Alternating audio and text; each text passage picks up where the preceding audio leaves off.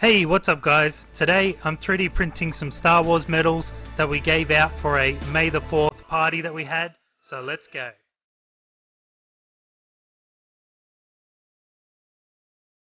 So I took a few tries at this, but I had to scale it down to get it more realistic. Now I've also got a link for the STL file down below in the description, so you can print one off yourself if you like.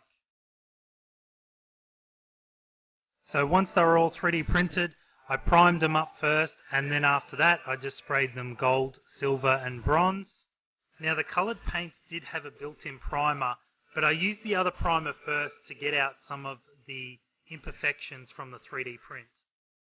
So we had them packed into the case nice, so it was good for some presentation when we gave out the awards. Now these awards were for the beer racer tournament, so make sure you subscribe so you'll see that video soon.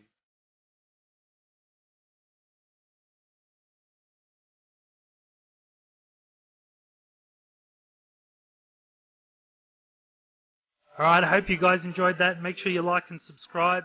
There'll be more videos coming up soon. So thanks again, and we'll see you next time.